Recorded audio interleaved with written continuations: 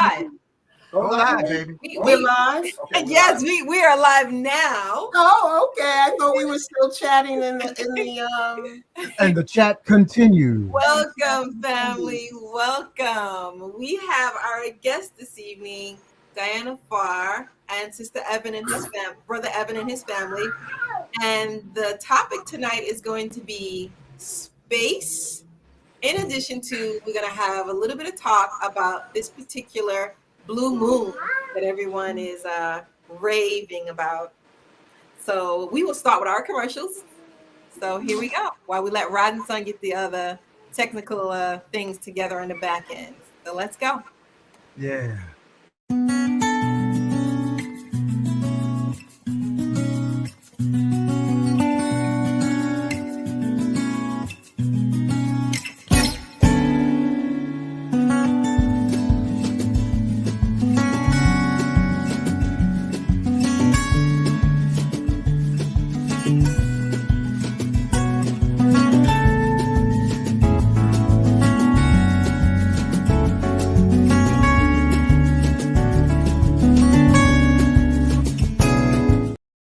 Shout out to the brother Shaka for the wonderful, beautiful t-shirts. Peace, family. I wanted to show you some of these great quality t-shirts that were designed by the brother Shaka. The I am t-shirts. I am a generator, an operator, and a destroyer.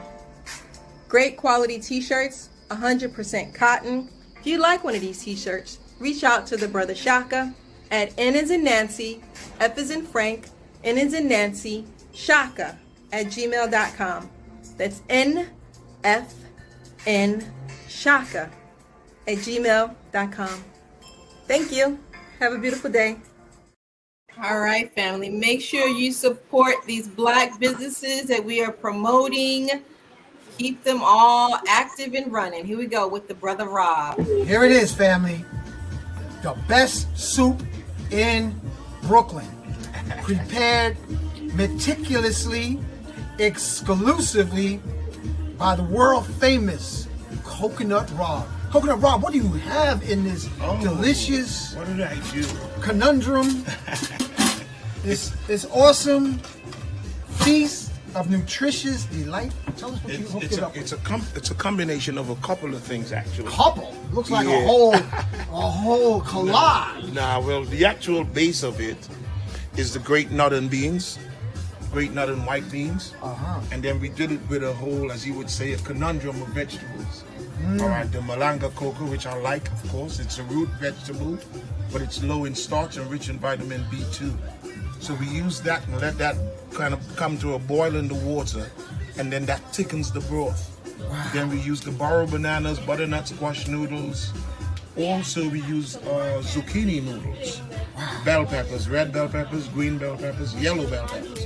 And in this one in particular, we brought some both East African and West African seasonings.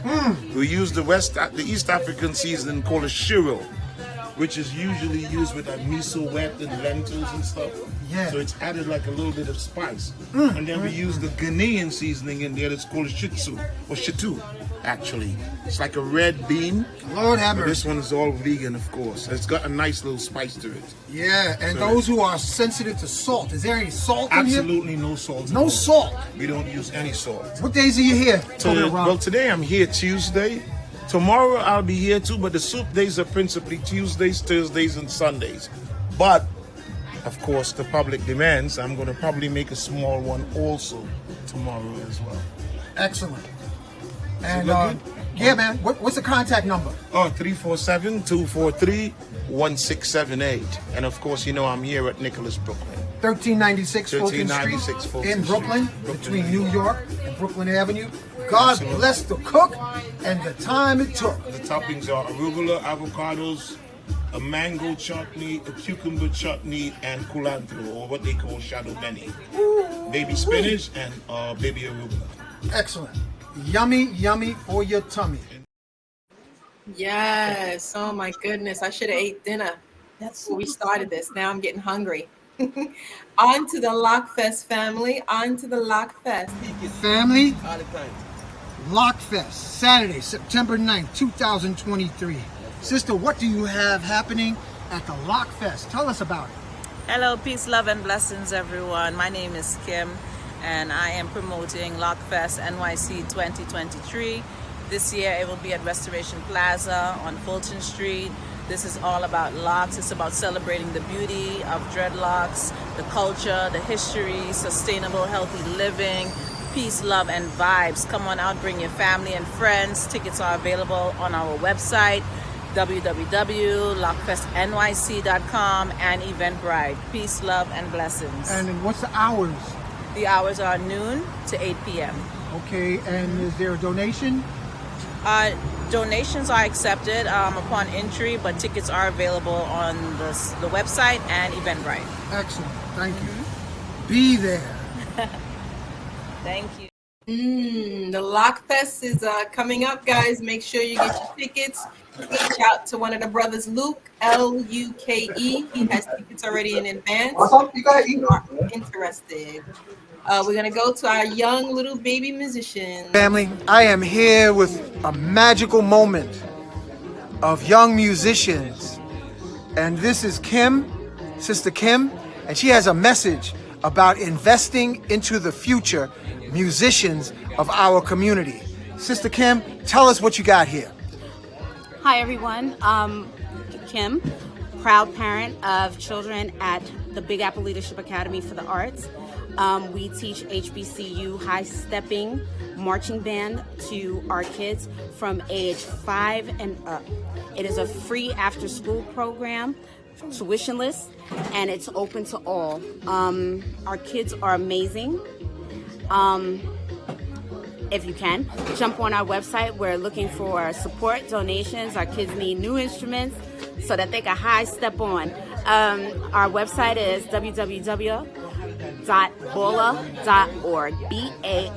BALAA.org. And I appreciate the time. Thank you. Thank you so much. And so, family, listen up close.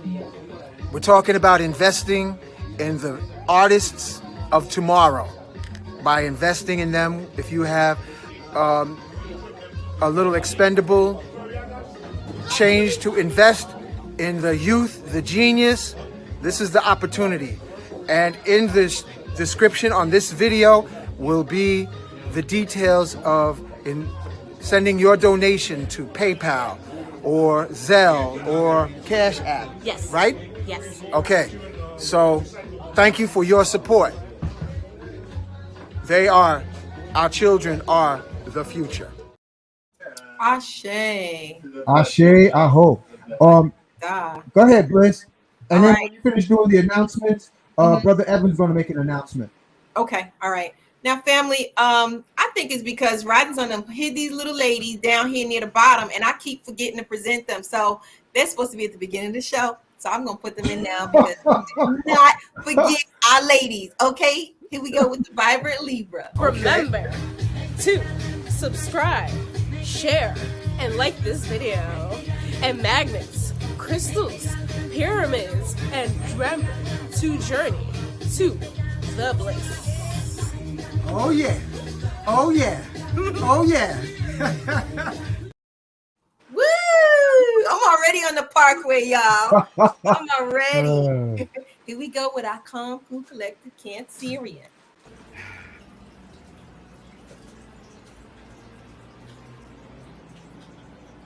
Welcome to Magnets, Crystals, and Pyramids, and Journey to Bliss. Like, subscribe, and share. Thank you, and Ashe.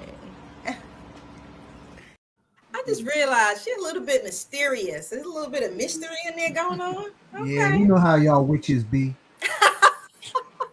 Oh no. Y'all always looking mysterious.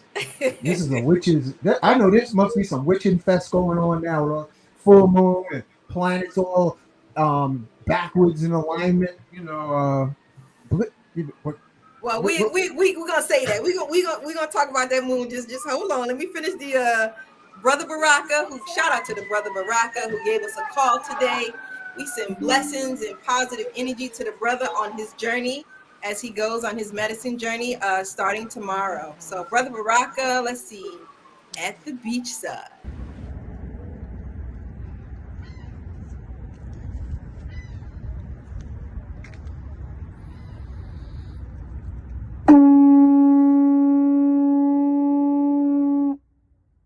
Call to action. The time is now. Summon the warrior energy in you, the healer in you, the divine masculine, the divine feminine energy in you. Every single day, we are called to walk in our purpose. Answer the call. Lay down your burdens, distractions, and anything that's holding you back, and take your rightful place. The battle is all around us, and it's right in your face. Let's go!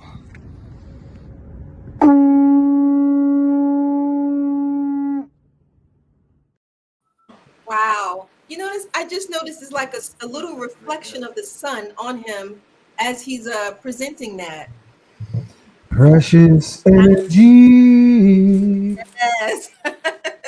flowing down to me. Special acknowledgement to Leon Thomas, Sun Song. I think that is all of our videos. So do you want to make your announcements now, and then we'll greet the guests afterwards? Yeah, Brother Evan, you want to make your announcement?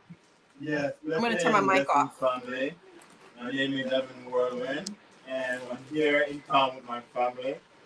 And presently, I am working on a book soon to be published. It's called Looking from Behind Your Eyes. There's actually a book about how to look in instead of keep looking out, but really how to go in, and also how to tap into your own medicine trust and use whatever tools you have to bring about a new reality in your world itself. So the book contains internal exercise that I take from 20 years or more from Tai Chi, and also dreams and storytelling, going way back from child in the mountain of Jamaica. So it's really a active working manual. Not just a book to talk about, but a book that one could use to jumpstart their own creative power. So it should be out by the end of December. I'm taking my time with it because I want it to be done right and correct. And if you go on my website, which is called evanwhirlwind.com, you'll get some info that I'm constantly upgrading about it. And also I'm on Instagram and YouTube. I'm posting like some video poetry and inspirational words that to encourage people to really, for real, take ownership of their own creative power. We all need that now. It's no more sitting on the sideline waiting for anyone, but we are it. We are the one that making the change. So. That's right. Your son is definitely giving you kudos, man. He's climbing all over daddy. Do you remember that video I posted, Bliss, where he's dancing, the little boy's dancing in the middle while Brother Evan's playing the didgeridoo? Yes. And Brother Kevin's playing the shakeray at Nicholas Bookstore? Yes. Well, he's the little superstar that was rocking in the middle of the floor.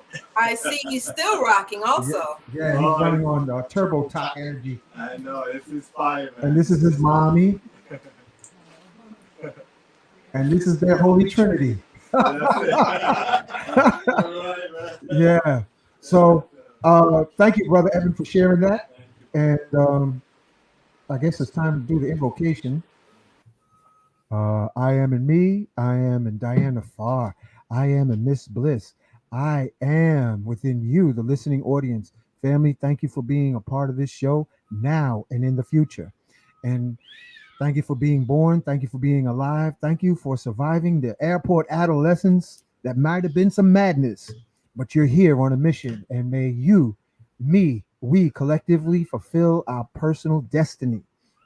So that being said, let us bring our consciousness to all the past lives that we have incarnated, human and non-human, known and unknown, and forgive all our past life characters, like an unbelievable movie of characters that we have animated throughout time. We say, yes, I am forgiving all of my characters' past lives, and I ask all souls from my past lives to forgive me. And most of all, may I forgive myself. And as we bring our awareness, family, to the here and now, may we individually and collectively, in the spirit of Ubuntu, always forgive ourselves as we forgive all ignorant musicians, poets, gymnastic dancers, and whatever they are animated through the roots of their I am. We remember they are I am. So, in the spirit of Ho'oponopono, I'm sorry. Please forgive me. I love you. Thank you. And we say Ubuntu. So, on this show, we thank and invite Saint Germain, Ascended Master, Gatekeeper, Northern California, Mount Shasta, Yeshua, Black Madonna, Mother Mary, call upon Enoch the Ethiopian, who became Metatron, calling on Simeon Toko, Sheikh Amadou Bamba, Sheikh Ibrahim, Imhotep, Ptahotep, Akhenaten, Melchizedek, Elijah. We call upon White Buffalo Calf Woman, Quetzalcoatl, Tahuti, Ratah, Shashat, Asar, to be with us on this platform. We call upon Seraphis Bey, Great Divine Director, Master Himalaya, Sanat Kumara, be with us on this platform. Guide our words by your hands on our shoulders, Ascended Master Sisters and Brothers. And thank you again, Sag Sister Arquette, for bringing to awareness the Lady Buddhas that have been incarnated throughout the world. Call upon Buddha to be present, Krishnas. So maybe there's some Lady Krishnas too. So if there are, you're welcome to be on the platform with us. South African Zulu Shaman Credo Mutwa, Harriet Tubman, Mary McLeod Bethune, Frederick Douglass, Booker T. Washington, Dr. George Washington Carver, Shroom Master, Dr. Sabi, Shroom Master, Dr. Kalindi Ayi, all our Zulu healing shaman warriors. We also acknowledge all the mystical shamans of antiquity. Chief Geronimo, Chief Osceola, Chief Crazy Horse, Chief Sitting Bull. So we want to acknowledge all your family members. We want to acknowledge all those who serve the pulse, the rhythm of love supreme, because we are dreams in the sea of love. May the forces of nature within us, Ilegba, Oshun, Yemaya, Olokun, Oya, Shango, Ogun, Obatala, Ochosi, rise from our chakras. And may we once again become like lotuses upon the staccato, chaotic, dark and dirty realm of life that we call Earth. And we say Ashe, Mahalo, Donada, Wado, Amen, Amen. And we graciously and thankfully welcome Diana Pharr upon the platform tonight. Thank you, Diana, for being here, baby face. Rock the house. We got to turn on your mic. Hold on a second. I was just shut off momentarily to prevent reverb. So, Diana, what you got cooking in the kitchen? First, I want to say that was particularly beautiful libation this evening. It's something about the show, the opening, the family that's visiting from Barcelona, Miss Bliss. It's like everything is a bit sharper and clearer. There's a beautiful resonance that's present here. So, Rising Sun, I'm very happy to be here. And the last time I was here, I talked about the first movement, well, actually the fourth movement in basic practice flow. And this evening, I wanted to talk about space. And I wanted to say to the brother that I'm very interested in your book before I get started, particularly that it's not just commentary on turning inward, but that it's practices that turn us inward, because that's exactly what we all need right now. It's the most important thing. It can't be stressed enough how important that is, because all that we seek, we really get there from within. I wanted to say before I went into space, space is the most accessible form of magic. And for the audience, anyone that's hearing me speak for the first time, when I say the word magic, I'm talking about it from an ancient context, not from a modern context. A lot has been associated with the word magic, but in antiquity, magic referred to the experience of life when we're aligned with it, that we become one with the forces of nature, because that is truly who we are. Magic is what we are. It's not something that we do. That the synchronicities of the order of life comes through our life naturally in ways that are awe-inspiring and and testify to the beauty and wonder of the cosmos and the life that we all share. But before I wanted to talk a little about the season, because when momentous celestial events happen, they create a type of buzz, a narrative that they can be confusing. It can separate our connection from the power that they offer. We're in a blue moon today, and on the Virgo Pisces axis, the sun's in Virgo, the moon, the full moon is in Pisces. And blue moon, my mother used to always say once in a blue moon. Maybe some of you, your mother said that, because they don't happen that often. But the old folks, when I was coming up, it was a common phrase, once in a blue moon, because blue moons don't happen that often. We only get them around 3 to 4 years.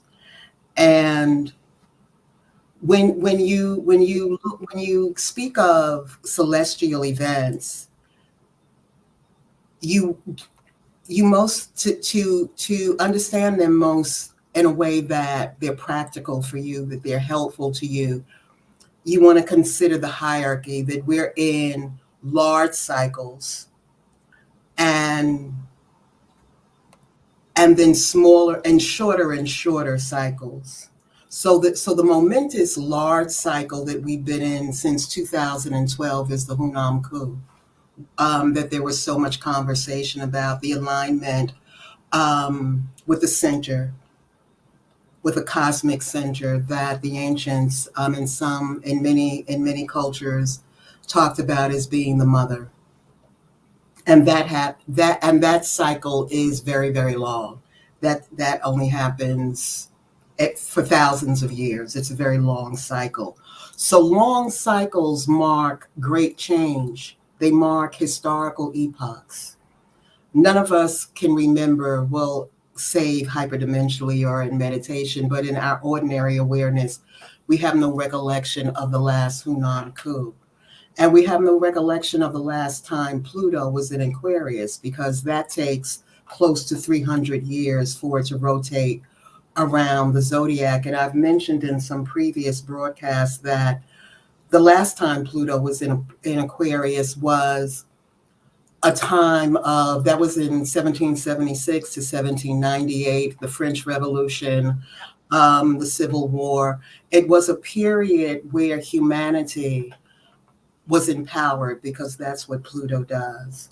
So we're in that cycle. Pluto was actually in a Capricorn now. It retrograded back for a little while, but in January, it's going to move forward again into Aquarius and be there for decades. So we're moving into a time that two very distinct things are happening. One is there's a initiative to unite humanity through technology, because Aquarius rules the technology. So there's an initiative to digitalize our lives using our relationship with the technology, bringing society together and managing humanity using those tools. The other part of Pluto and Aquarius is the collective consciousness, is people connecting through their awareness, that people will have similar ideas and thoughts. So that's the overall environment that we should really view this blue moon through. What does this blue moon in Pisces mean in the context of it happening during this Pluto and Aquarius epoch that we're moving into? And what it means is Virgo has to do with your service, your work, because in ancient cultures and indigenous cultures, the role of the individual was not separate from the community. It was, how does what you do impact the whole? In mundane conversation about astrology, Virgo rules your employment, your health. Pisces rules service on a higher level, the spiritual aspect of service. So this blue moon today is really having us examine, because of the circumstances in the world. A lot of people are facing financial challenges. A lot of people, and not people who are disenfranchised in society, people that are very well prepared, people that are very well educated with training and background and history, are also facing choices and decisions about how they are going to continue to sustain themselves financially. And what the question that's bringing into our awareness is, how can we work? How can we sustain ourselves, Virgoian, in a way that it serves the whole, Piscean? So that's really the energy of the collective consciousness of this particular blue moon. What is your relationship to the whole? And how that connects to Pluto in Aquarius is that the opposite of Aquarius, all signs have an axis because they have an opposite sign that's on the other side of the zodiac. And the other side of Aquarius is Leo. And Leo rules the individual, your personal creativity. Aquarius rules humanity, the whole. So the general environment right now in the collective consciousness, as we move towards January, where Pluto will move into Aquarius, has to do with the time we're in, and how, as my keynote phrase that I continue to say is, what we need now most is each other. So to distill everything down into one short statement, what we need now most to navigate through this time is each other, and our connection to the planet, our connection to each other, our connection to spirit, our connection to nature. These are the things that will become increasingly more important in empirical ways, which we've been talking about for a long time. We're in the end of the summer, and alchemy is ruled by the earth element. And to help us make those connections, our earth element in the body rules digestion, the stomach and spleen. It is the center. It is the grounding force while we're in this dimension. This is time to begin to bring warming things into your diet so that the life force goes deeper into the body. Even though we may not feel it, our skin is getting a little thicker because our bodies are responding to the transition. We're preparing for the winter. This is the time to start to get your ingredients to make things that support your immune system, because they're talking about another pandemic. Yeah. So get yourself a mason jar, put some organic garlic, some turmeric, some ginger, pour some high quality honey over it, put it on the counter, let it ferment.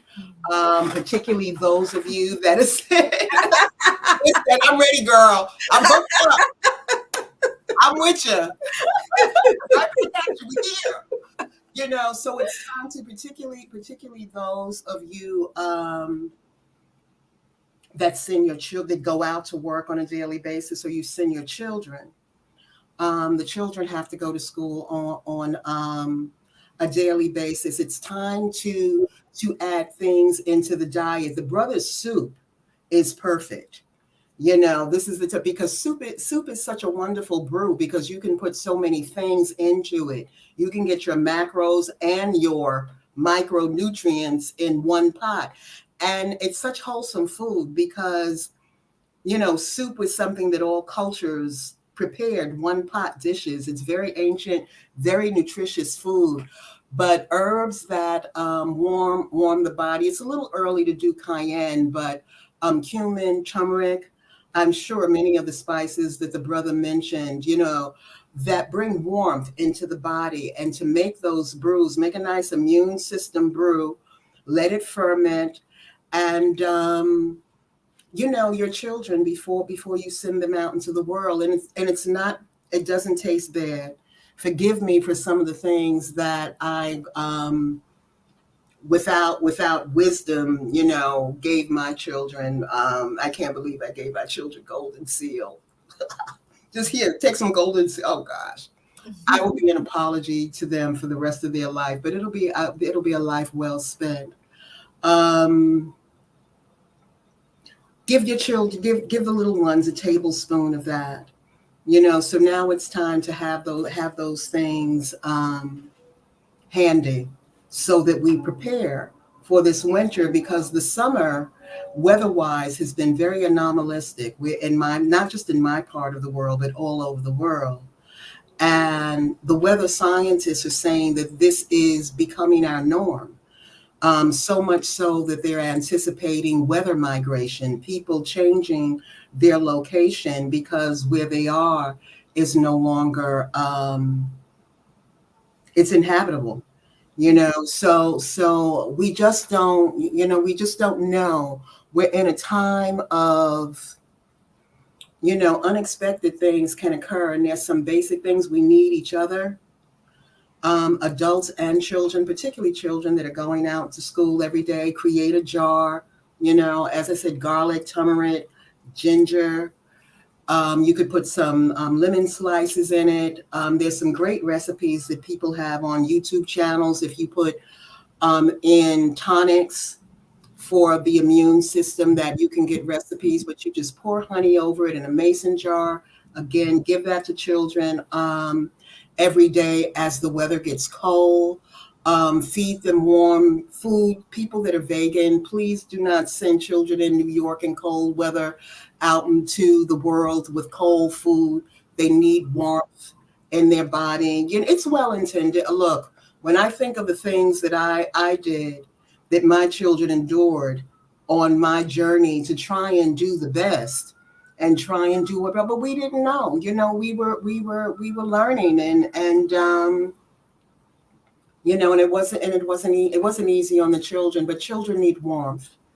Children need warmth. So there's some things I'd like to. I always say I want to come and give. I want to, even though I want to talk about space, which is the second movement in the practice. I want people to go online and learn a very simple breath technique. Breath is the foundation of magic and the basic practice.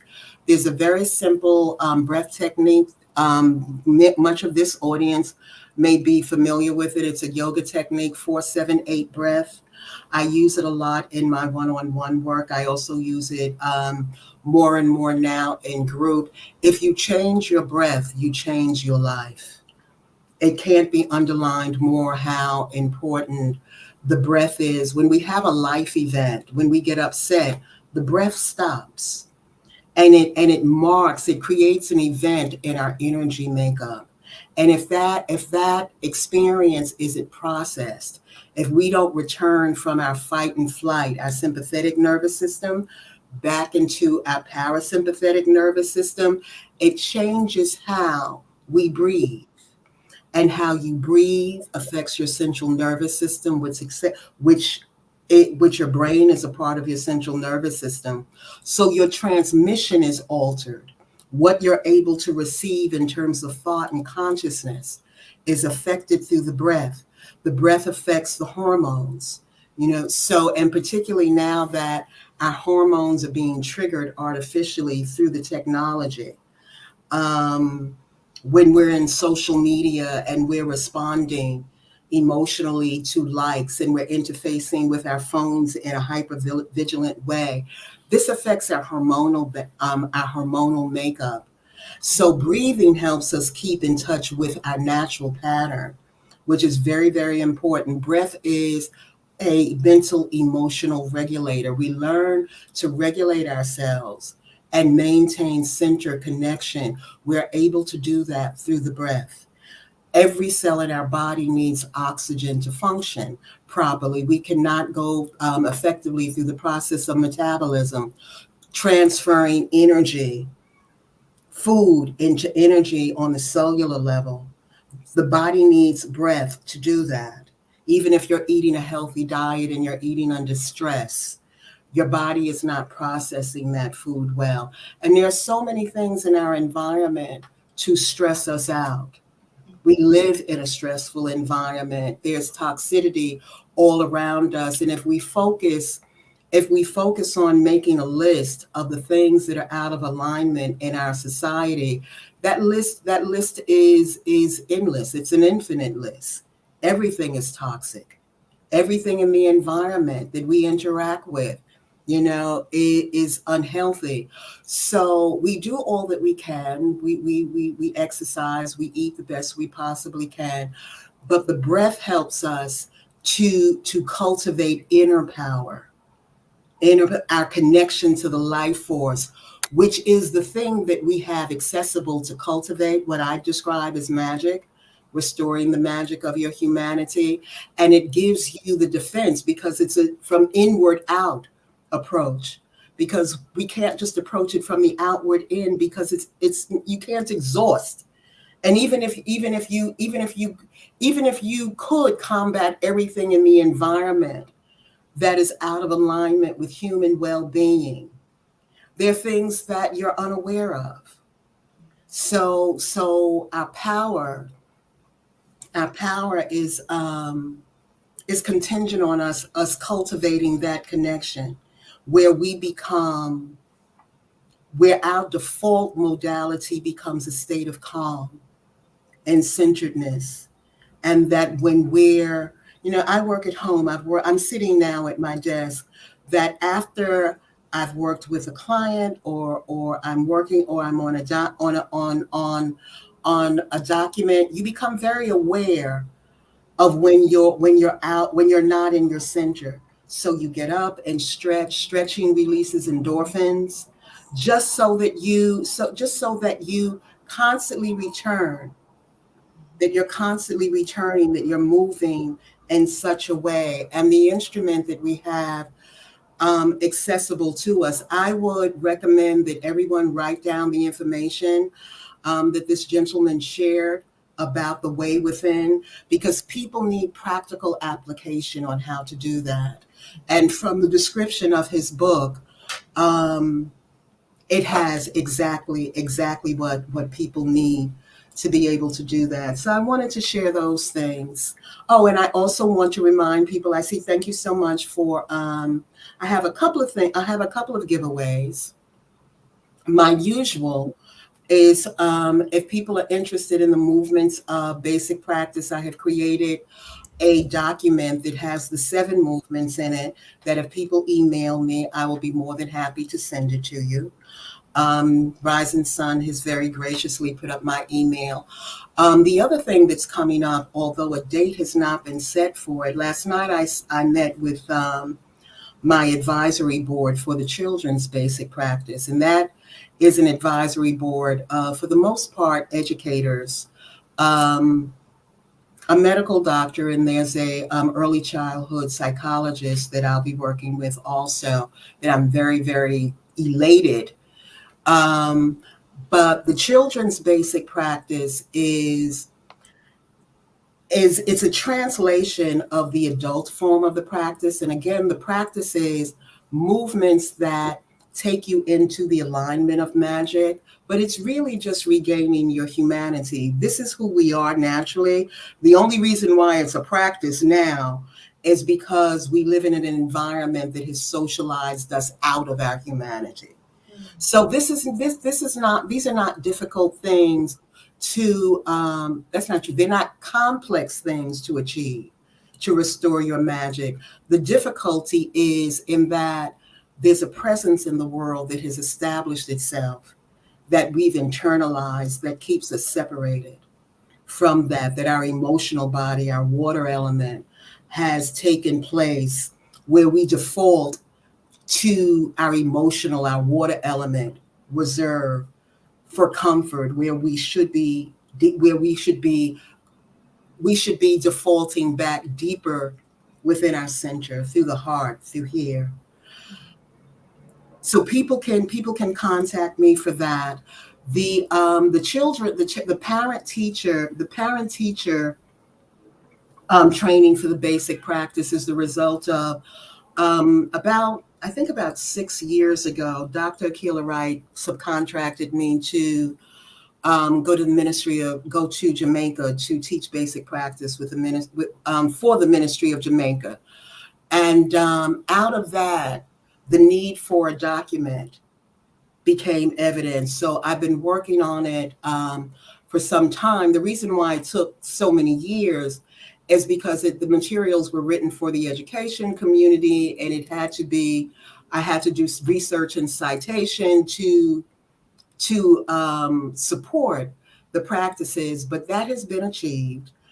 And we'll be scheduling the training for parents and teachers soon. That is a free training. The first one will be a beta training, but all parents, particularly parents of really any age, but particularly parents of early childhood education. One of the people on the advisory board, a woman named Michelle Brito, has written a very, very important book. The title is What's Below My Tummy Tum, and it's a book on body awareness for small children. There's an epidemic of abduction and molestation of children in the world. We must protect our children. So I'm absolutely, and she's a social worker. She works on the high school level, but her motivation for this book was she herself has a daughter. So I'm thrilled that she's on board, because the practice is basic. What the children's basic practice is aimed at is, how do we help our children sustain their consciousness that is beyond mind, that when we're in flow state, gamma wave, when adults are in the zone, children have that naturally. They experience that when they are able to play and be creative in an environment, a safe environment that their culture provided. But children, woefully, including my own, are grown up in an environment now where we're trying to raise them through their hippocampus and their cognitive mind that isn't even fully developed yet. Like, you could explain to a child how to behave, and then they're going to follow that instruction. And so it's really drawing from ancient and indigenous ways that we parented our children. For instance, one of the practices for children is just dusting. That was one of the first chores I had that my mother told me, all right, you dust something off and then you put it back. That's how I learned how to put things back where they would belong. And I wasn't the only child. These are ancient habits that we want to hold on to. One of the reference tools for the training is a book written by actually a person that's a scientist for NPR on ancient parenting practices, but she did the research on ancient cultures and what we can learn from ancient cultures about childcare. So that's a little about the children's basic practice. People, I encourage parents and educators to get on the wait list, not on the waiting list because there's no wait, but on the list to be able to do that training. It's a free training. Wonderful, wonderful people are involved in that work. And people are responsible for their materials. There are a few books and a few tools that people need, but the training in itself, there is no fee for the training. And I anticipate that the beta will happen sometime towards before the end of this year, or if not the beginning of next year. Right now, we're at a place where the materials have to be formatted so they're available to people online.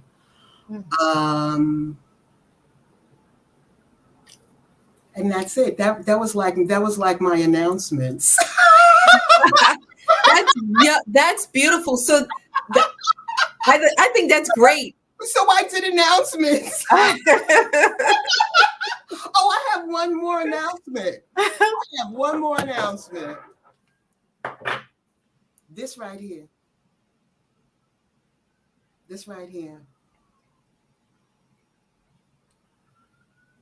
Wachoma. I've never done. I'm an ayahuasquera. Ayahuasca lives within me because I've worked with the medicine long enough that when you work with plant medicine extensively, because we create dimethyltryptamine naturally in our biochemical makeup through meditation, it becomes a part of you, and you can draw on that. And then if you connect with the spirit and Rising Sun, I am forever thankful for you for supporting me in that journey, because without you, I would not have been able to take that journey. So I'm very grateful to you. But Rising Sun talks about a lot how our hearts are broken. And he doesn't say broken. I think he says busted. I think he says our hearts are busted. Yes. And it's true. And the heart gets shut down. We have life events very early on that shut down the heart. And it is through the heart that we restore the magic of our humanity. So this right here, that he put the Wachoma in the form of a bracelet has, and I took mine off because I wanted to hold it up. My experience, I've been wearing it for a couple of weeks now. And because it's in this form, I believe, I don't know, I believe that it allows you to process and release what's in the heart at a pace that allows you to grow exponentially from your accumulated life experiences that you've been holding on to, particularly in the heart center. It's been because we hide, when we think about opening the heart, we think about being a more loving human being. But that process can be very difficult because when the heart opens up, it reveals it. I say that it reveals secrets to us about ourselves. And ordinarily, we live in a society that we may have a cathartic emotional event, but we get up the next day and we shower and we go to work and we keep moving. So rather than processing and growing and expanding from our experiences, particularly our painful experiences, they accumulate. This bracelet facilitates, and Miss Bliss, and Bliss is a medicine woman, specifically plant medicines. So in the way some people may not, that those processes can be very cathartic. It can be, look at this right up in here in your face. But what this is this allows for a very natural unfoldment, that somehow you are able to look at that which you have not been able to look at in such a way that you grow from it and then integrate it into the heart. I say to Rising Sun and I talk all the time. And when he shares his alchemical tools, because that's what these are, when he shares them with me, I give him feedback. And I always say, why don't I hear more about this? Why aren't you sharing it more about it with the audience? And he gives me some kind of Sagittarian response. I know that response you're talking about. You know exactly what I'm talking about, right? And he has me doing it. I was on the phone with him this morning. I said, now I'm rhyming. It's contagious. Oh gosh. Oh man. This allows for a very gentle process of the unfoldment of the heart. It's just wonderful. So that I wanted to also share that in what is apparently these are really my thoughts. They're things I wanted to share with the audience. I guess, but as I started sharing it, it really did come out like I was making announcements, which it didn't exist that way in my mind. But it's wonderful. It is. I had an experience where I called him one day, and I was kind of bitching and moaning about the dynamic that we can experience in friendships, things that we don't call each other out on, but we don't really care for in the dynamics of our friendships, but they're our friends and we tolerate it. Mm-hmm. And that kind of came up for me. And I called him and I kind of bitched and moaned about it. And then shortly thereafter, it integrated, where I was in a friendly environment, and that which has been, for want of a better choice of words, annoyances to me, that response just wasn't there. It just wasn't there. So I wanted to share that. I wanted to share that. So there, I wanted to share that. That took a lot, and then and so now moving into space. Does anyone else have anything they'd like to say? Oh God, laughter is good. Laughter strengthens your immune system. Mm-hmm.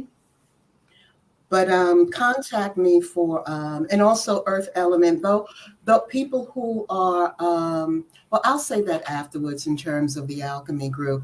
People, if you request the if you request these 7 movements, you will automatically get information. You'll be on my mailing list, and you'll get information about alchemy group. But before I talk about where group is, I wanted to do what I came to do, which is to talk about the alchemy of redemption, restoring the magic of our humanity, the 7 movements. And this evening, I wanted to talk about space. And because Rising Sun has created this platform for me, I thought it would be prudent to really use it to share the movements of the practice. And it seems like it's coming together very organically, very naturally. Space is, or space-time. Space in science is considered the 4th dimension, that even though we may not think of it that way, in another way, we think about it all the time. Dimensions are coordinates with height and depth. If I was going to meet you, if I needed to meet you on First Avenue and Broadway, I could say, okay, let's meet at First Avenue and Broadway. So you would understand the dimensions, the coordinates. that's flat. That's, if you brought height into it, if I was someplace on the fourth floor, then that would be the height.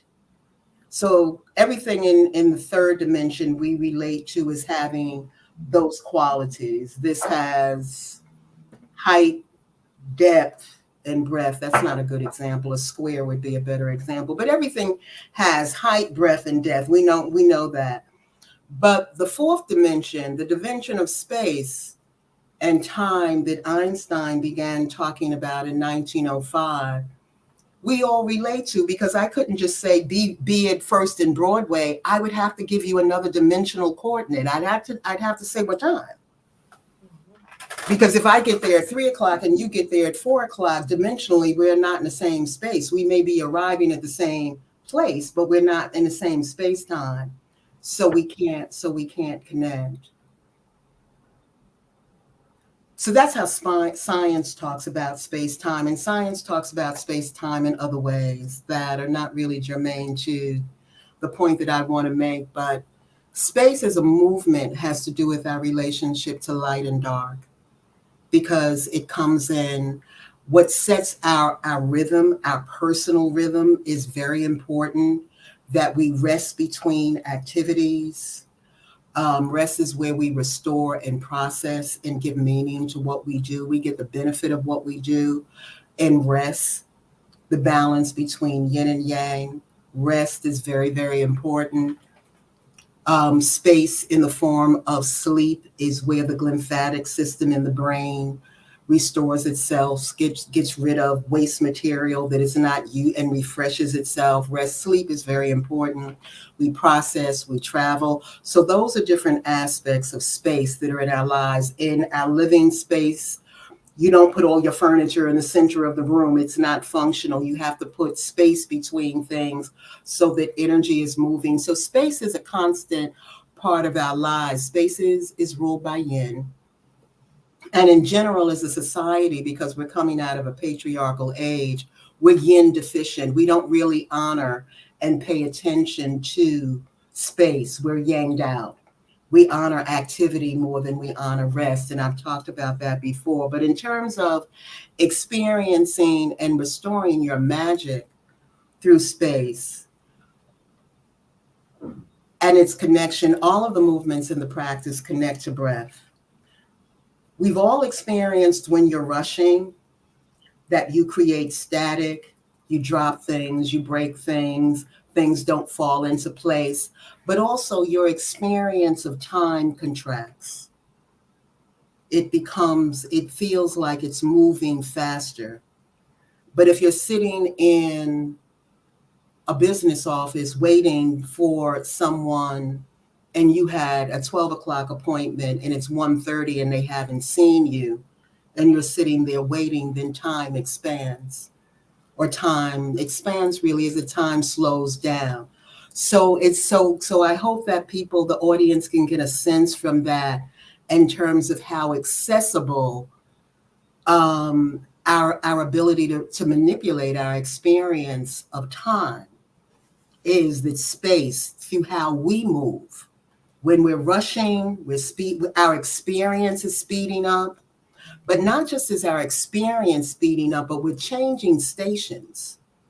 We're on a different frequency. The types of thoughts that you're going to transmit are different if you're rushing. It's like if you're looking for something and you're rushing around, where's my keys, where's my keys, where are my keys, and you can't find them.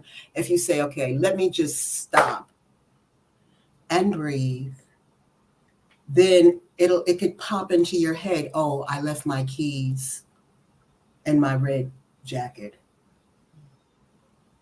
So how we move physically, we're constantly moving through space-time, and we're shifting energy, and we're affecting how we operate on a biophysiological level through space. Space affects our biological clock, or what doctors refer to as our circadian rhythm. Every cell in your body has its own inner clock. It's very, very evident in the natural world, the change of the seasons. how space-time operates on the planet that we live on. And those dynamics exist within the human experience. And we all have a rhythm. We all have a rhythm. And there are things that, even though we haven't had a conversation of it, I get a sense that Rising Sun has more insight into this than I do, that hertz, which is literally frequency, speed of frequency. There's a hertz. Everything, the planet has a rhythm that it moves from. And music historically was composed in alignment with the planet. So ceremony, rituals helped us to come into harmony and be in harmony with natural forces, with human magic through alignment. But the Rising is having a moment, so I'm going to need space because whatever just went through his mind just needs to be shared with the audience. So now that music is happening at a frequency that is not resonant with our frequency, it's even more important that we really slow down to the patterns and rhythm of our own beat, so that we are aligned with the elements, the natural forces that empower us, and not being in this reactionary state. People are even mimicking AI. I was on the phone not on the phone, in a chat with artificial intelligence, and just the rhythm, of talking to a machine. Yes. I'm conscious of how, it's like, no, I'm confirming my flight. Oh, it's good night. Was that helpful? No. That was not helpful. That's not even what I'm talking. Because we're interacting with these things that have a frequency that are not resonant with being a human. You had a thought, Rising Sun. Something triggered. I saw it go across your face when I started talking about her. Share it.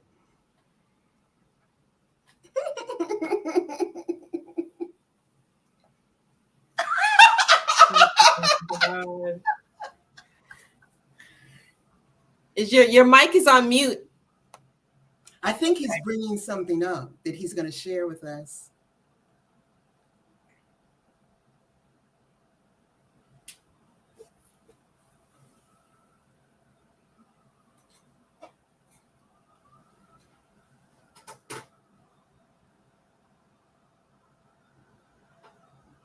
What in the world?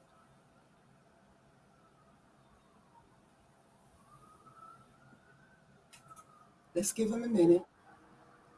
Trying to pull up a video. Okay. Yeah.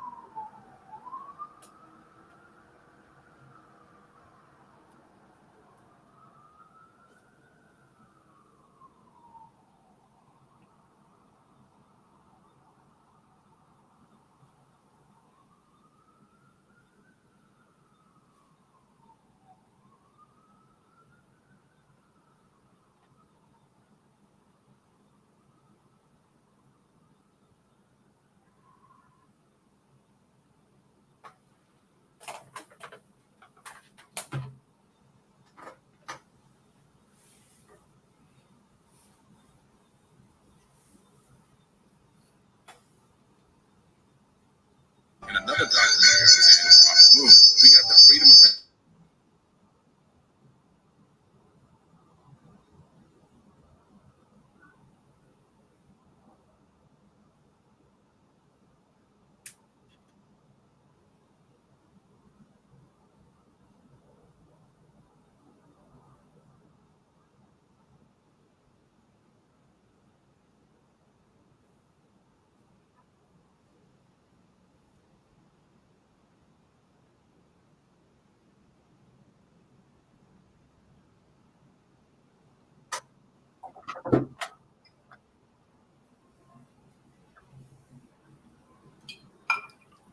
There's some very exciting space news for you. On the night of August 30th to the 31st, a rare super blue moon will grace the skies worldwide. It will be the biggest and brightest moon of the year, coming about 27,000 kilometers, or 17,000 miles closer to Earth than usual. It's referred to as a super blue moon due to its being the second full moon of August 2023 and coinciding with the moon's perigee. But here's another thing that makes this event more special. On August 30th, you'd see a bright speck of light close to the super blue moon. That's Saturn in conjunction with the moon. Remarkably, Saturn would be around its opposition, or the closest approach to Earth, around that date. It will be about 65 million kilometers, or 40 million miles closer to Earth than average. This means the end of August is the best time to see the planet with the naked eye, as it will reach its peak brightness. If you have a small telescope, you can even see its magnificent rings. So don't miss this spectacular cosmic show, and share this information so that everyone can know about it. To get regular space updates, follow The Secrets of the Universe. There are some very exciting...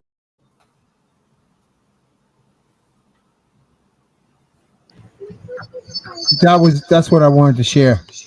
Thank you.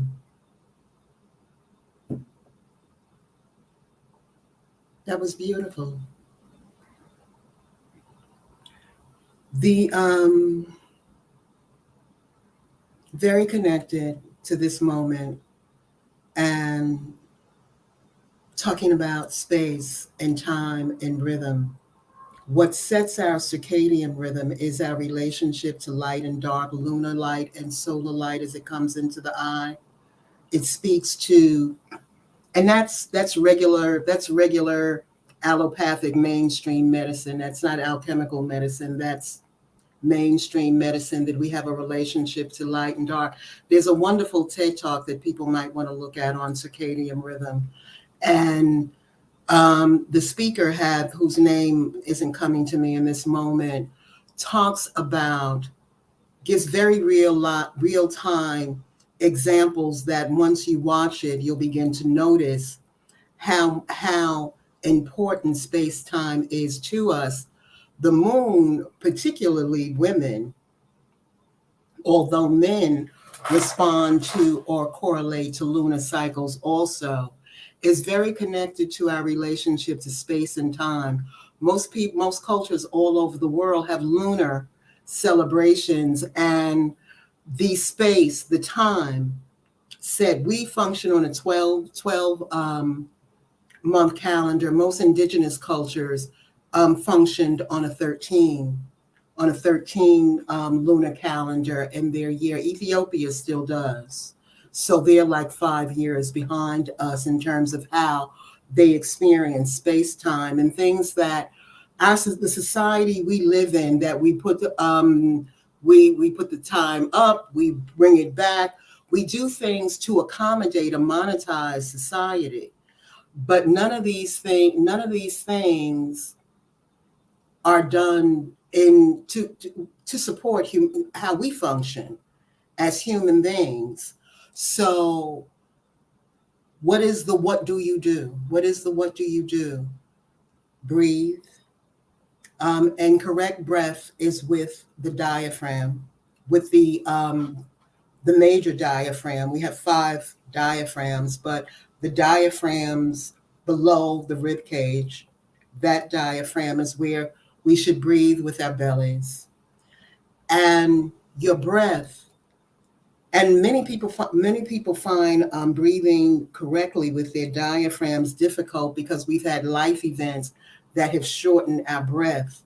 And when the breath is not corrected, what we do is we re-traumatize. We keep getting triggered by life experiences. Things happen that we're responding to emotionally that really isn't how we're designed to operate as human beings. We're designed to be heart-centered, and that our norm should be calm, because emotion is not a tool. And the way that we use it, the way we react and interact with life, what's happening is that because we haven't processed our experiences, we continue to have experiences in our life that trigger an event that hasn't been processed into expands in awareness. And we create loops of having the same type of experiences over and over again, the same type of issues with money, the same type of issues with health, the same type of issues in the work environment. All of this, the breath and space and reestablishing your own circadian rhythm can help you begin to balance out. Because what space-time does, not only does it increase your magic, if you just slow down, to the listening audience, if you just breathe, correct your posture, which is not straight, but upright, because the spine is not straight, the spine is curved. And the spine is very important, but that's a whole nother conversation. And slow down. If you simply slow down, you will change the frequency, you'll change your hormones, you'll change how your mind functions. I wanted to share I said I was going to share 4-7-8 breath. Inhale to 4. Do this when you're in the shower. Inhale to 4, hold 7, release 8. Inhale 4, hold 7, release 8.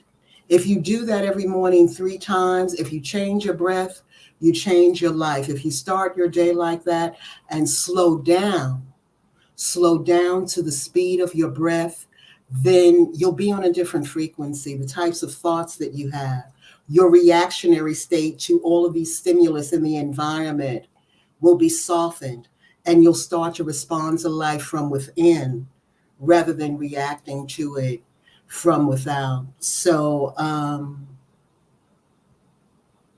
centered, earth element. That's what this time of year is about, reminding us of the center of our own being.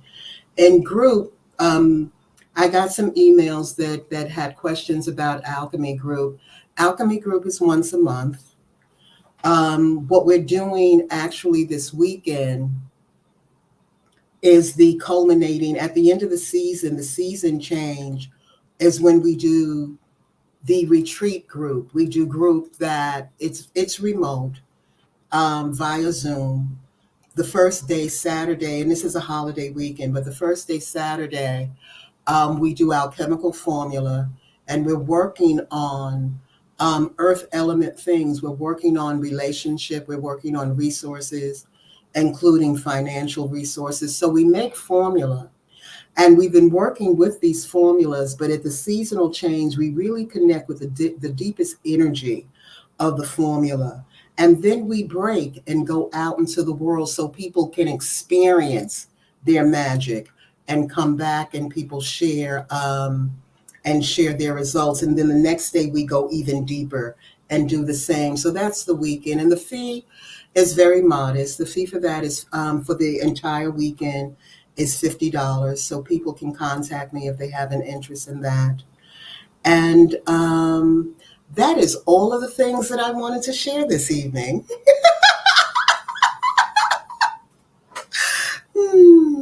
Done and done. Mic drop.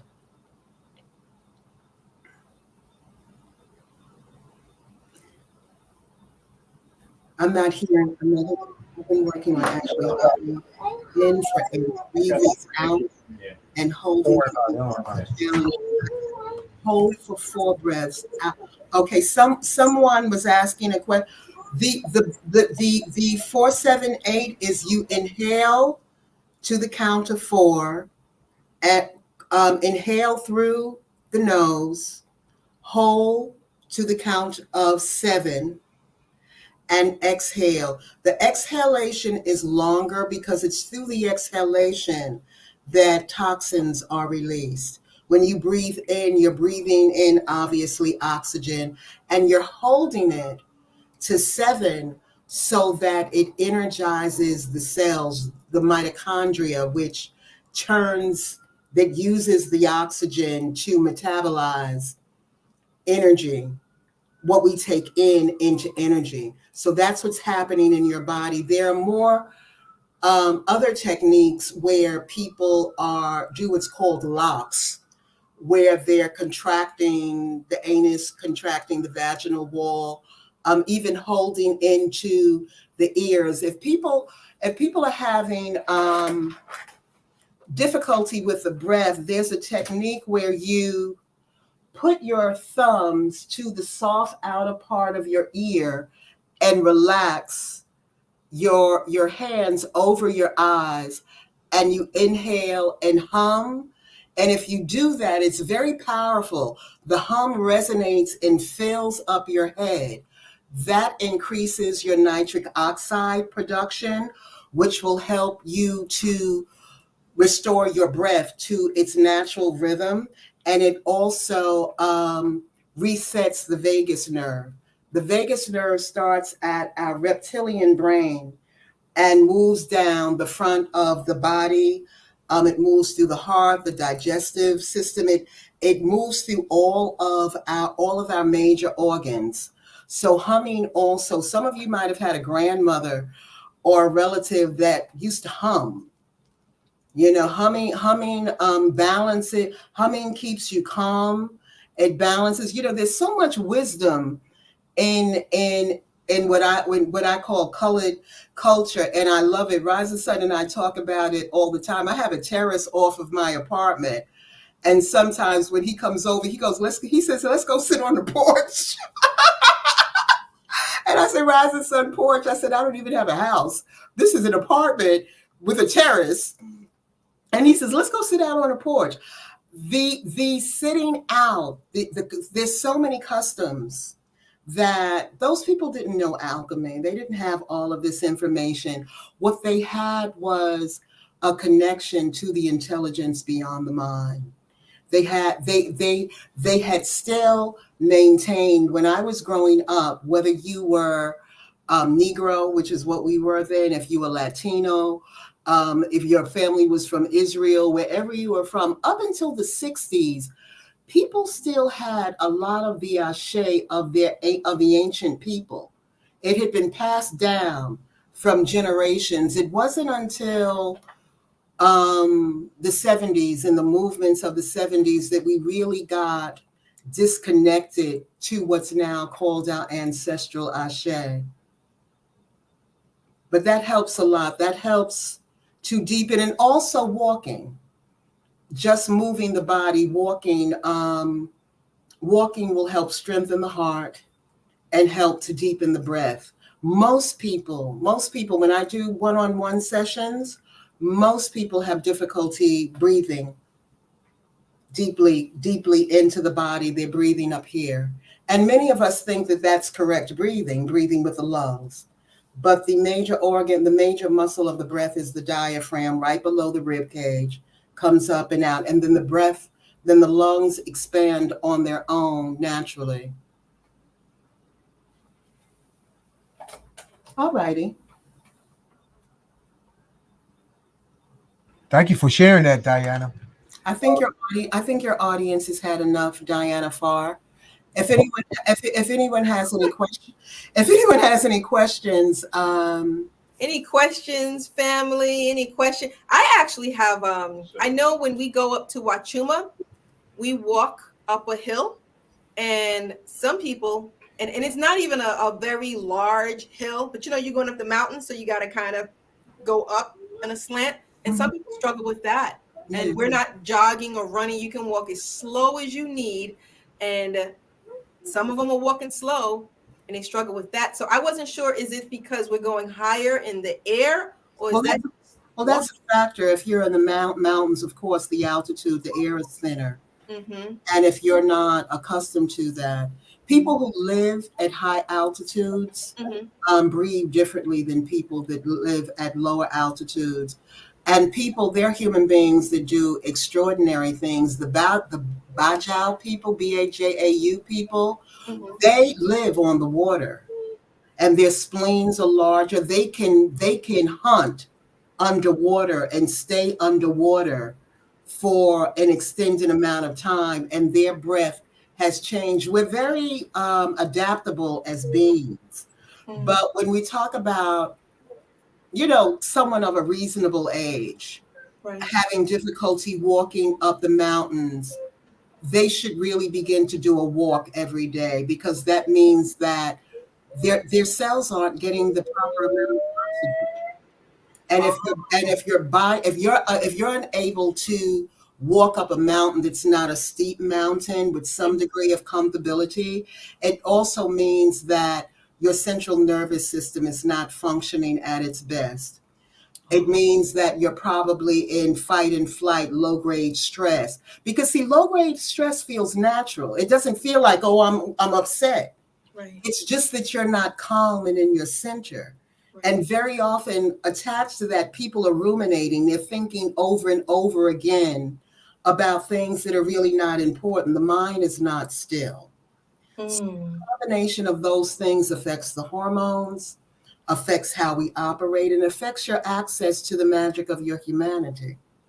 Wow. I'm glad you mentioned that, because I know two people, one in their 30s, one in their 40s, who play basketball, who had difficulty getting up that little mountain. And I was like, well, you're playing basketball, but there is a difference in the air. And wow. So they were kind of.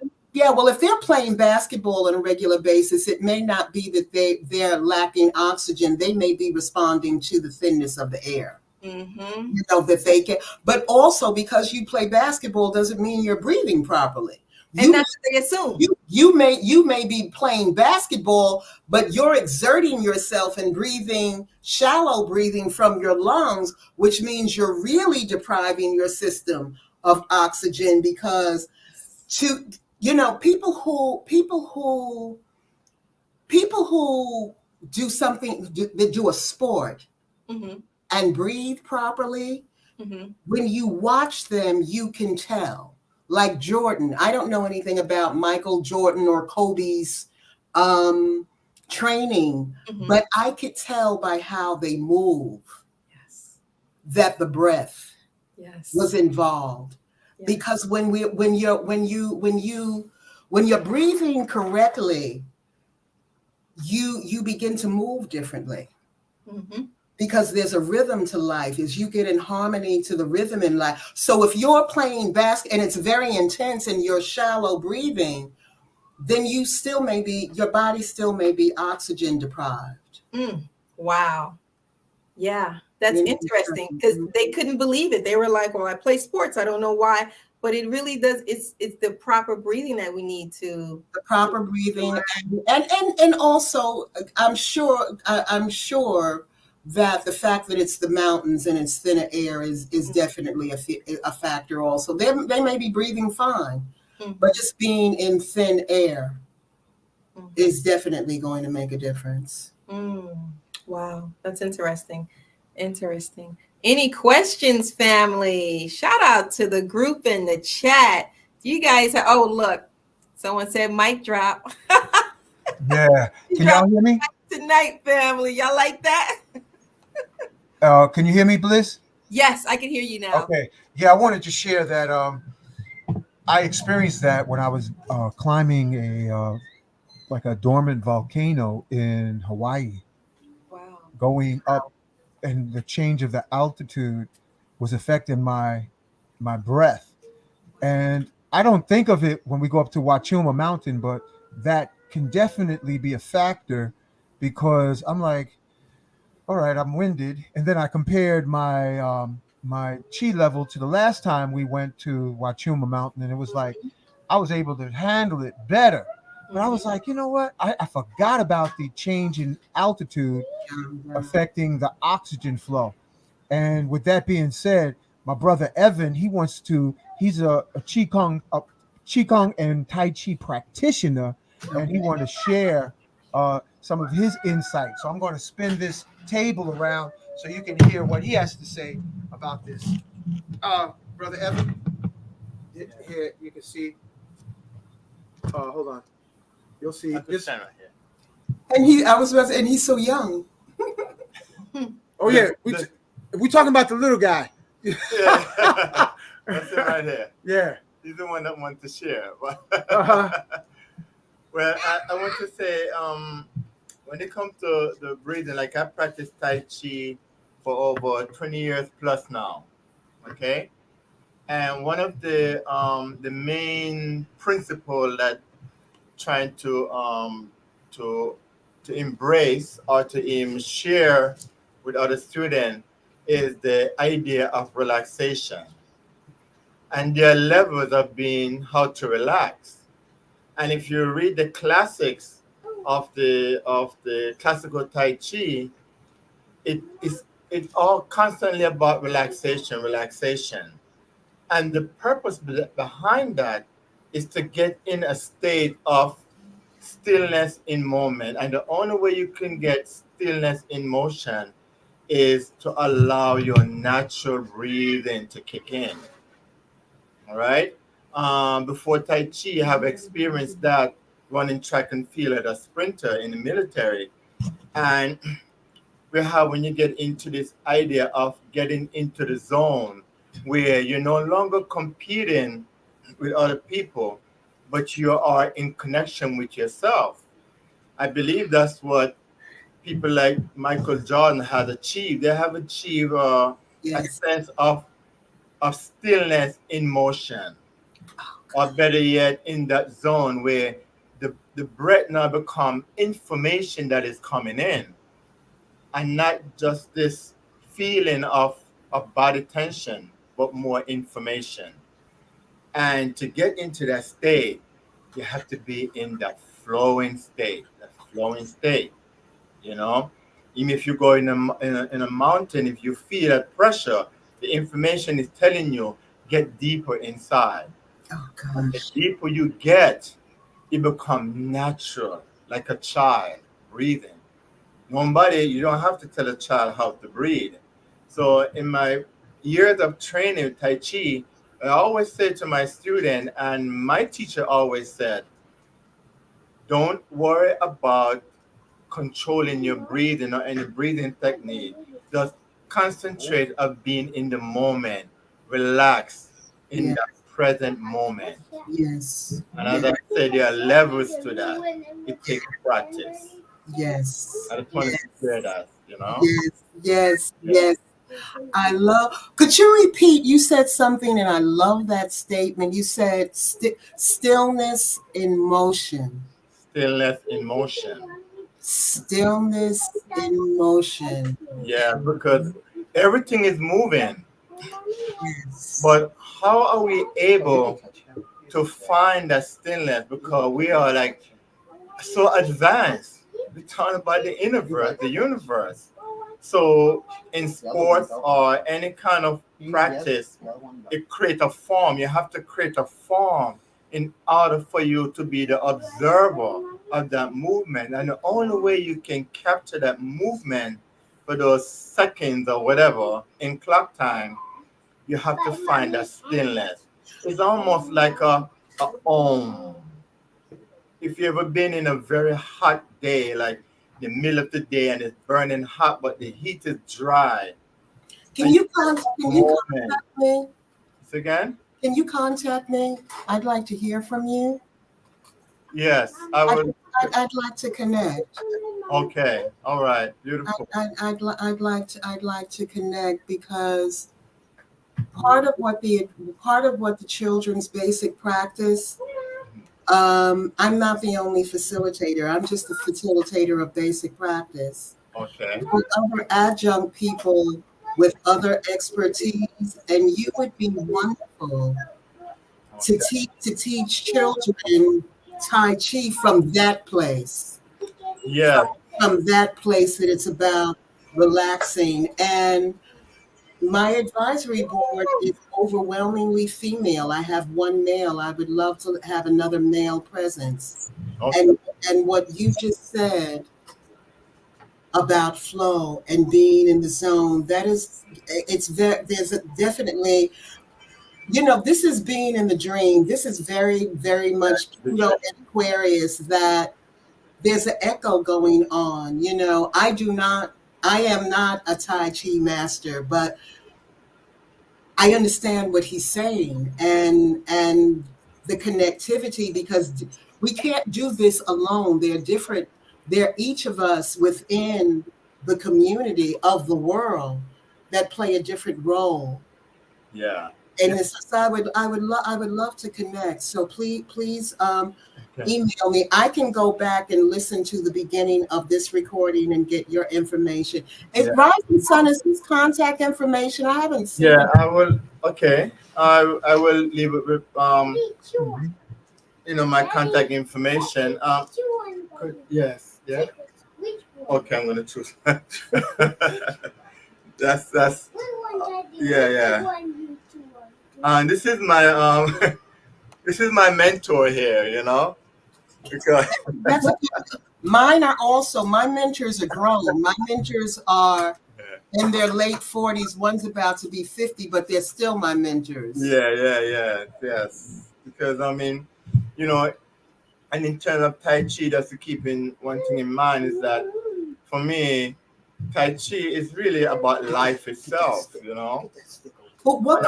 how wonderful would it be to have Tai Chi? Because I know what we're working on is going into the schools to teach.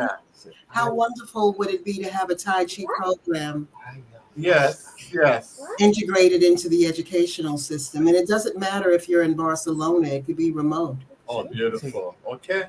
Make it happen then. I'm still waiting for Rising Sun. I'm not seeing his contact information. Okay, so how are you? Patience, darling. Patience. Let me tell you. Okay, you know what? Evan, my first name is Evan, Evan.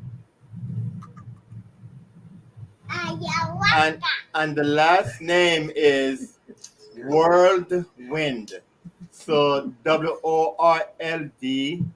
Okay. So I'm on YouTube, Evan Whirlwind. Instagram, Evan Whirlwind. My email is evanwhirlwind@gmail.com. Got it. And if you're on my website, it's evanwhirlwind.com. Excellent. Yeah. And Rising Sun, why don't you just simply swap the numbers when we get off this line so it make it easier for them? I don't even know why you didn't even suggest that. His son got a message. Tell him the message. Retrograde in the full moon. Hold it up. Hold it up. Say it.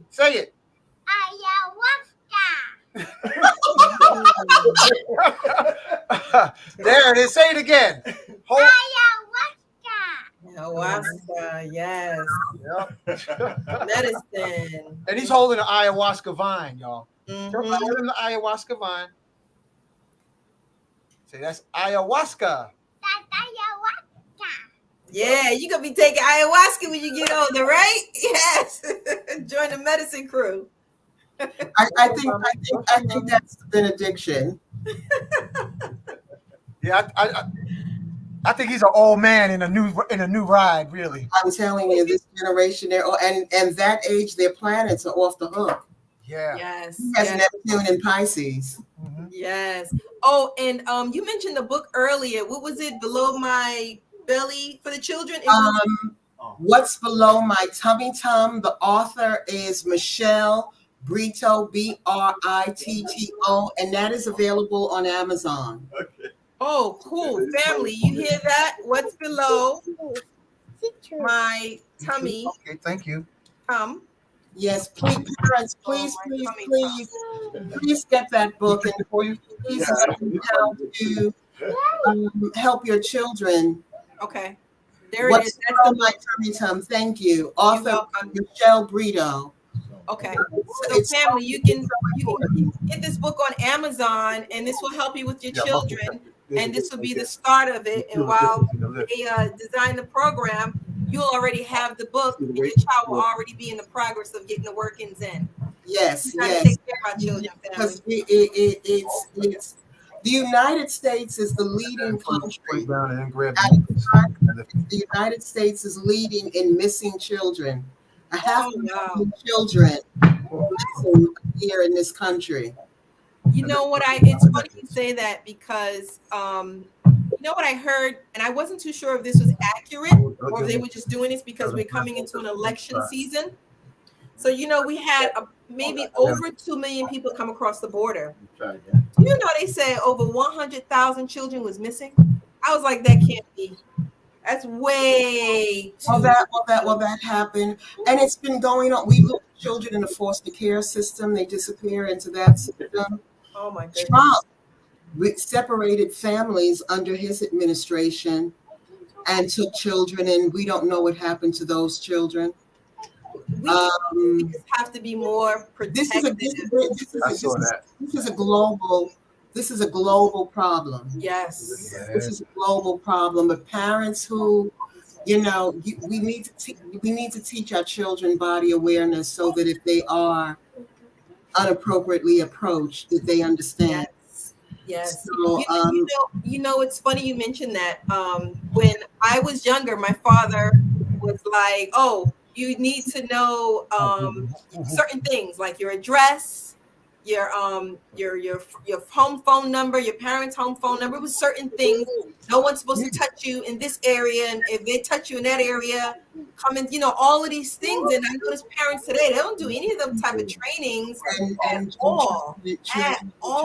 Children, So we need a remembrance. Much of what we do in the parent teacher training is geared at the cultivation of education, but a lot of it is just the type of thing that you're talking about, old time parenting that we need to reclaim for for our children, and parents need support. Parents, because it is true that it takes a village. It's not a solo act. It's not even supposed to be a family unit. It is supposed to be a community. It's too much what people are dealing with on their own. Yes. We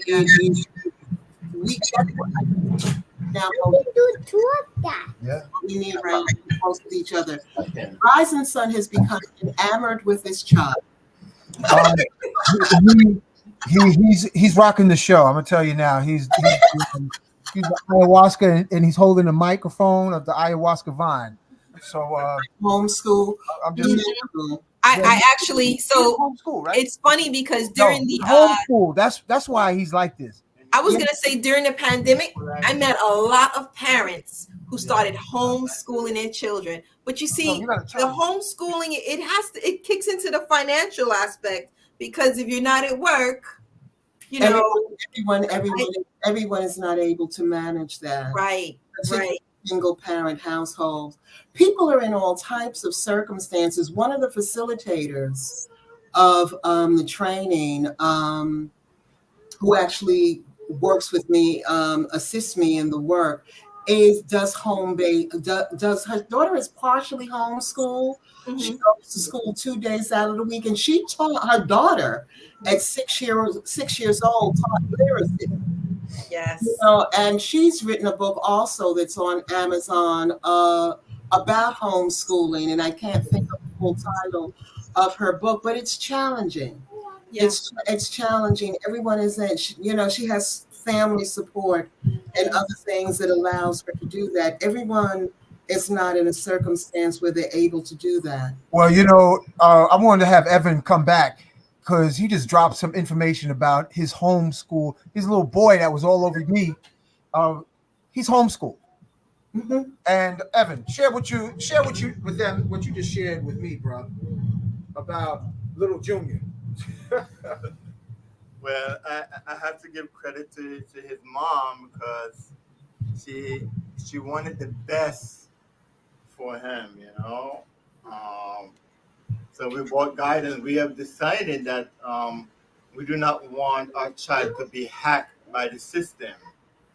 Yeah. And from my understanding is that from before a child came into this world, they're in that dream state where subconsciously they are functioning until to the age of 7.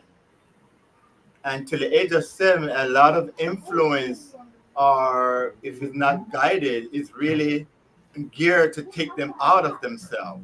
Yeah, it is, exactly.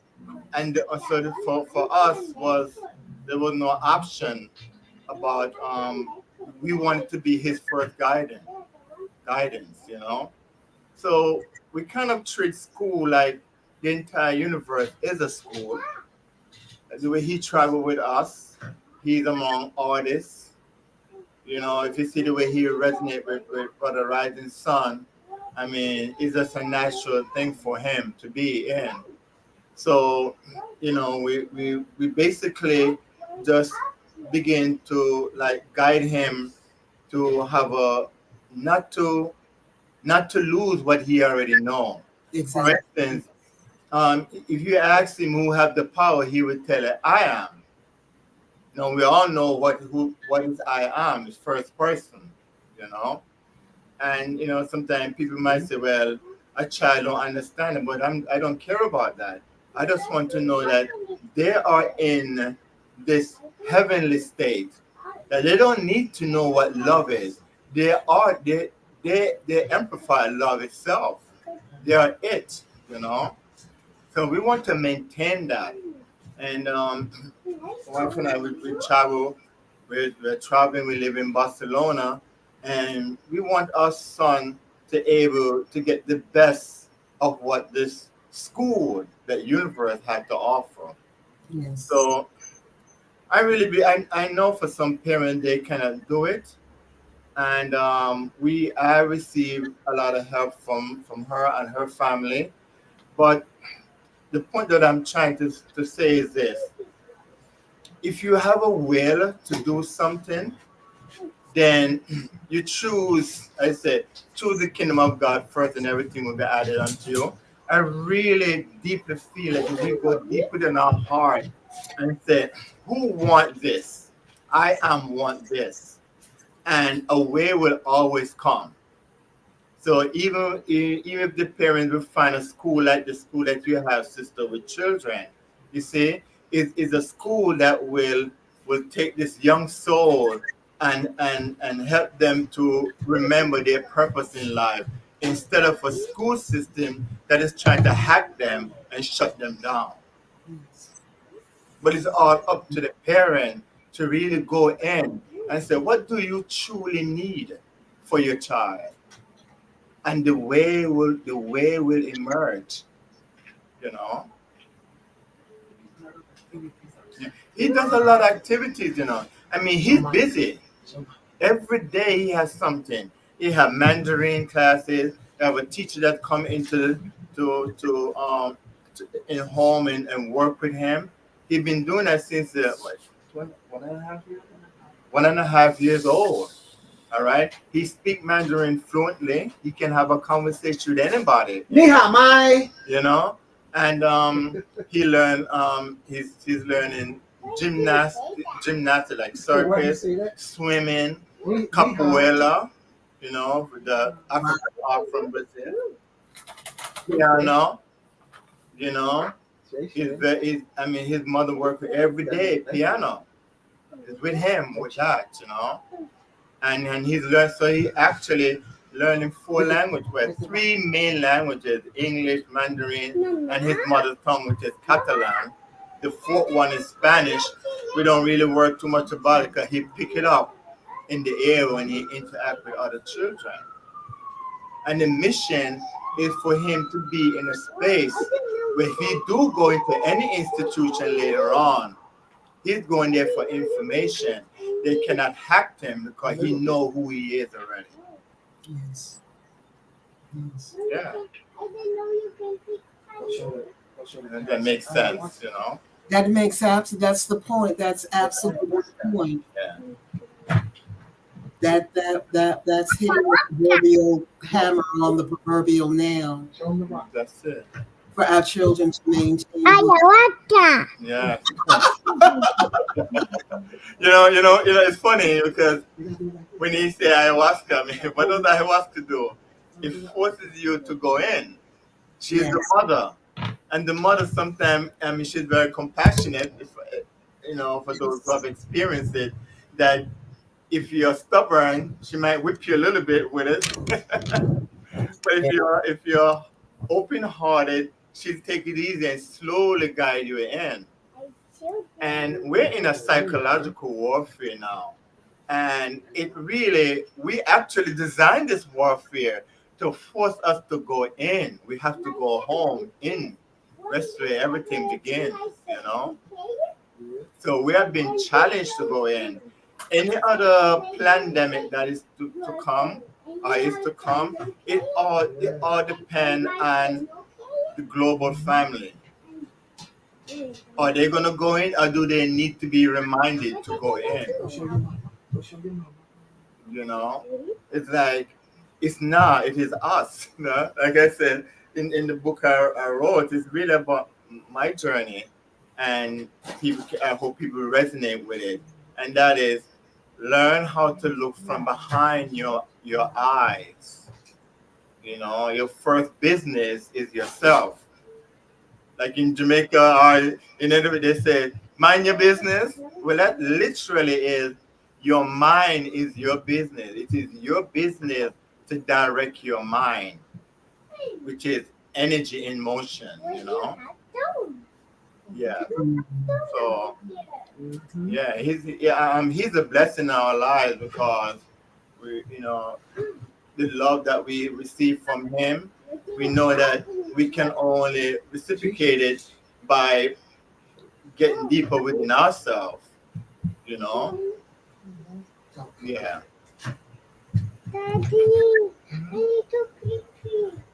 Okay. I'm gonna take him to the bathroom. Yeah. Much love, family. Much love. Much love. Much love. See? You gotta become like a child again. Daddy, I got a pee-pee. Talk straight. Diane, I want to thank you for being on the show tonight. Thank you for your wisdom. Thank you for your words. Thank you for your having me. magic. This was great. Right back at you. Thank you so much. It's I wanna always thank Brother Evan, and most of all, I want to thank Bliss because she be holding it down. Family, push the like button.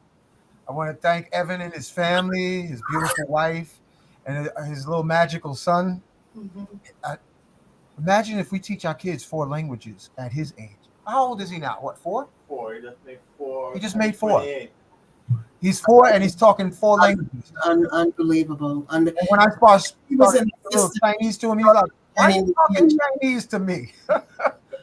or could be struggling to learn to read. Yeah. If he were in the system. So, with that being said, thank you again, Diana. We got family. The contact information for Diana is at the bottom of the screen. Yes. And D Pharr8 at AOL.com. Yeah. Diana, you have Brother Evan's information? I do. Absolutely. That was a very good connect. Yeah. The brother's brilliant. And he's a musician. Oh my. He plays the didgeridoo. I love the didgeridoo. Yeah, well, he can. Well, I heard him playing. I was like, okay, he's got it at another level now. I love the didgeridoo. So, I have to give his wife kudos for that because she got him blowing whole different notes at Nicholas that he wasn't hitting before, So, kudos to the goddess. Kudos to the goddess. Oh, around. Kudos to the goddess. Okay. She got him blowing that didgeridoo like I ain't never heard him play before. But you didn't hear it from me. Yeah. All right. Anything else? No, I think it's time to say goodnight. This was wonderful. Yeah. Thank you. This was wonderful always. All right. And let me see. Oh, upcoming Nat Turner event, October 1st. Let me move the banner so that everybody can see. Contact number. October 1st through the 4th. October 1st to the 2nd, 4th annual Mystic Fair of my uncle, Nat Turner, by way of Virginia. You get tickets, and the contact information is 434-637-1230, Southampton County, Virginia. My family's from Virginia. My father's side of the family from Virginia. And this is just a little bit down the road, as they used to say. Down the road. Down the road. So I want to share that information. That's about it. You got anything to say? Got anything you want to say? Okay, he said no. All right, so we're gonna wrap up the show with the close of the show. All right. Thank you for everybody's comments. Thank you. Let's go ahead and take us out. Yeah, so we're about to put the show ending on, guys. Thank you for being here. We enjoyed you.